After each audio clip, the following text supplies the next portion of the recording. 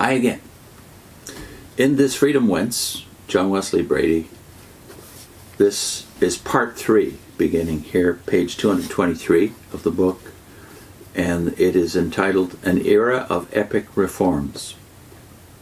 Chapter 13, The Abolition of Slavery. Here's a quote from Professor Elie Halevy in his History of the English People.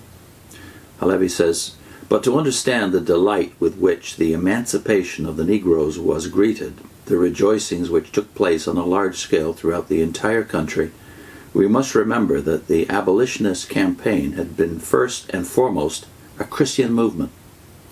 What the liberal bourgeoisie of contemporary France failed to do for the slaves of the West Indies, the evangelical middle class dared to accomplish in England." And this is from Lord Rosebery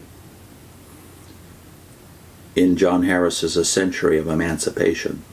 "I believe that this country, Britain, when it stands before history, will stand, when all else has passed away, not by her fleets and her armies and her commerce, but by the heroic self-denying exertions which she has made to put down this iniquitous traffic."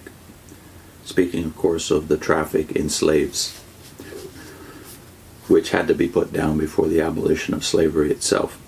Now the chapter itself, the abolition of slavery. One of the turning events in the history of the world is the judgment of George Macaulay Trevelyan on the success of the mighty agitation which freed the British Empire, first of the slave trade, and 26 years later, of the institution of slavery.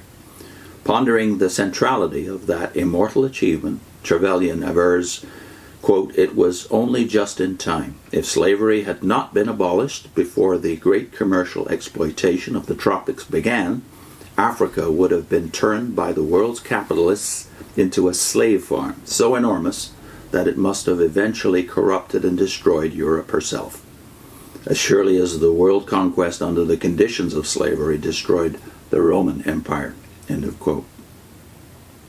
So emphatic is Trevelyan on this point that 4 times in his British history in the 19th century alone does he revert to it. If his verdict is correct, it follows that the evangelical revival not only saved Britain and the Empire, but actually averted the corruption and destruction of Europe herself. The suppression of the traffic and the institution, which made chattels of multitudes of human beings, was the indispensable foundation upon which any sane social development had to be built. Indeed, the arch tragedy of the modern world is that the Industrial Revolution, which with its machine power transformed the face of Western Europe, took place at a time when the economics of a revived slavery were coloring, if not controlling, the financial life of the most adventurous and inventive peoples. To assume, moreover, as some schools of thought do, that modern slavery became economically unprofitable and wore itself out is to fly blandly in the face of truth. Here's a subhead, The Far-Flung Boon of British Emancipation. On August the 1st, 1834, the Emancipation Act, passed 12 months previously, came into force throughout the British Empire. In the West Indies, it was a never-to-be-forgotten date, for then 750,000 Negroes were acclaimed free men. In England, for weeks following, Sir Thomas Fowell Buxton, who in 1823 had moved in Parliament that the state of slavery is repugnant to the principles of the British Constitution and of the Christian religion, and ought to be abolished, waited anxiously for news of the vital day. Troops and warships had been sent out in case of disturbance. On September 10th, Buxton received a large pile of letters from the West Indies, and deep was his gratitude to God for the intelligence they contained. Throughout the colonies, on the evening of July the 31st, the churches and chapels had been thrown open, and the slaves had crowded into them. As midnight approached, they fell on their knees, awaiting the solemn moment, all hushed in prayer. On the first stroke of 12, they sprang upon their feet, and through every island rang the voice of thanksgiving to the Father of all. For the chains were broken, and the slaves were free. From the churches and chapels in all the British West Indian islands, the emancipated Negroes, in company with their beloved missionaries, proceeded directly to the highest hilltops to watch for the sun to rise. For its first rays would bear to them a sacramental significance, betokening the dawn of a new era to the whole Negro race. On that day of liberation and thanksgiving, the churches and chapels were thronged from 11 in the morning to 8 in the evening, and on reports of governors, police superintendents, and magistrates, the conduct of the Negroes was marked by order, temperance, and universal reverence. All prophecies of insurrection and bloodshed, therefore, were falsified. The dispatching of troops and warships had proved but a waste of money. The festivities of August the 2nd were almost as peaceful and orderly as the Thanksgivings of August the 1st. The much maligned and oft persecuted evangelical missionaries, who long had labored heroically among the slaves, had prepared them for the reception of liberty. True, in all save 2 of the islands, 4 years of semi-purgatorial apprenticeship was to ensue before the Negroes' legal freedom should be complete.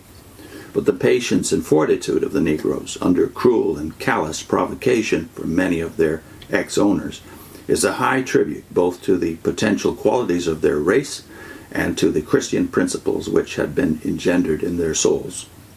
With thanksgiving in their chapels and with boundless hope on the hilltops, the freed slaves of the West Indies greeted the dawn of a new era for their long-tortured race.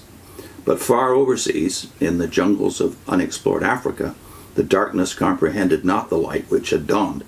Few among the teeming millions of the ex-slaves' brethren in Africa understood or regarded what had transpired on August the 1st, 1834. Yet it was that continent, Trevelyan rightly insists, whose future was most deeply affected.